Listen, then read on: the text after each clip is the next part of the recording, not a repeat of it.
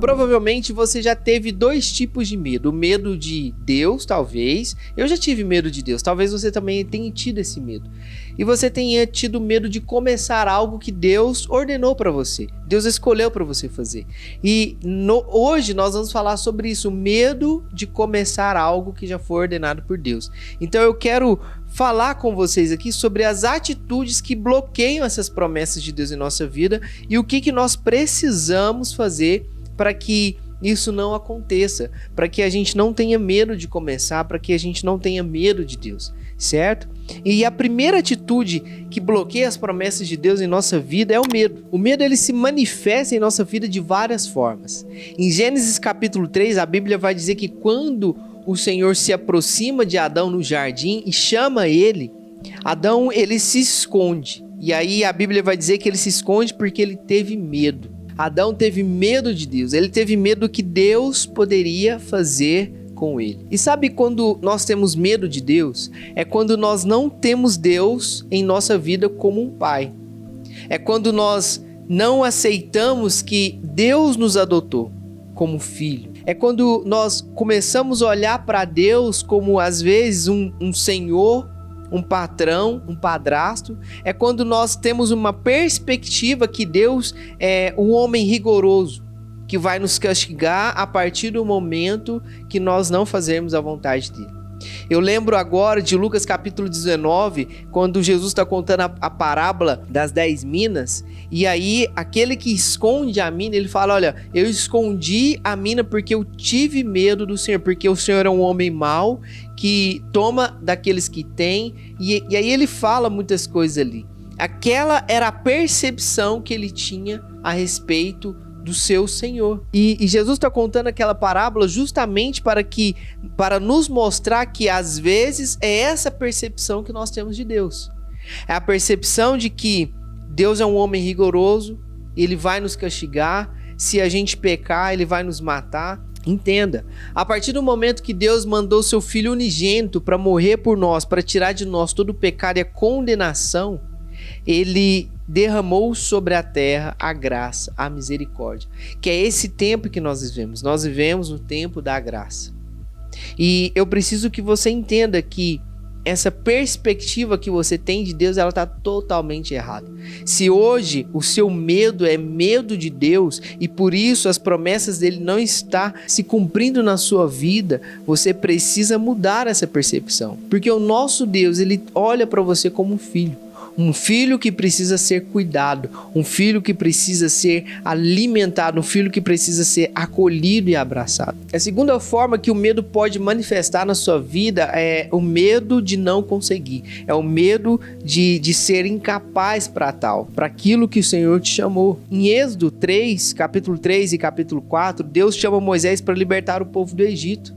Mas Moisés, ele começa a questionar Deus a respeito da escolha que Deus fez, dizendo, Senhor, eu não sou capaz para isso, Senhor, a minha língua, a minha fala é dura, Senhor, chama outra pessoa, porque parece que eu acho que o Senhor errou. E sabe quando esse medo ele começa a aflorar em nossa vida? É quando nós começamos a achar que o Senhor errou em nos escolher. Sabe, quando Adão come o fruto e deseja viver a vida segundo as vontades dele, sabe o que ele está dizendo para Deus com esse comportamento, com essa atitude? Senhor, as escolhas que o Senhor fez para mim eram boas demais, mas sabe, as minhas escolhas, os meus desejos, aquilo que eu quero ver é melhor ainda. Então eu acho que o Senhor errou em escrever essas coisas a meu respeito. Quando Moisés começa a questionar Deus a respeito da escolha do homem que libertaria o povo escolhido do Egito, ele está dizendo para Deus assim, olha, Senhor, tem pessoas mais capacitadas do que eu, tem pessoas que falam melhor do que eu, tem pessoas que são mais bem aparentes do que eu. Então eu acho que o Senhor errou nessa escolha. Eu acho que o Senhor errou em falar que eu seria um profeta. Eu acho que o Senhor errou em falar que eu seria um pastor. Eu acho que o Senhor errou em falar que eu seria um bom evangelista, um bom levita. Eu acho que o Senhor está errado. Essas atitudes que faz com que o medo ele toma um lugar acima do temor, e isso começa a bloquear as promessas que Deus tem para a nossa vida. Nós estamos vendo aqui desde a primeira aula que em Salmo 139, versículo 16, Deus já escreveu e determinou todos os nossos dias. Eu venho falando aqui várias aulas a respeito desse versículo, e isso nos mostra que toda a Bíblia ela está mapeada nisso. Quando a gente olha para Moisés, Deus já tinha escrito a respeito de Moisés, que ele seria o libertador do povo. E agora, quando Deus chama Moisés, ele está questionando Deus a respeito da escolha. Presta atenção nisso aqui, em 2 Timóteo, capítulo 1, versículo 7, a Bíblia vai dizer o seguinte para nós: pois Deus não nos deu um espírito de covardia, mas de poder, de amor e de equilíbrio. Deus nos criou para que nós possamos governar. Quando ele cria Adão e ele começa a trazer sobre Adão as promessas, domine sobre isso, domine sobre aquilo, isso eu lhe dou, olha isso e tal. E aí vem Noé com o dilúvio, e aí quando acaba o dilúvio, Noé pisa em chão firme, Deus faz as mesmas promessas para Noé.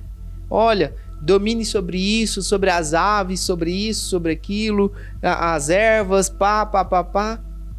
Então, nós entendemos que Deus nos fez para governar. E aqui em 2 Timóteo, a Bíblia está dizendo que Ele não nos dá um espírito de covardia. Então, por que você está com medo de obedecer aquilo que Deus já determinou sobre a sua vida? Sabe, quando o medo ele começa a bloquear as promessas de Deus em nossa vida, é quando nós começamos a dar ouvido às outras vozes.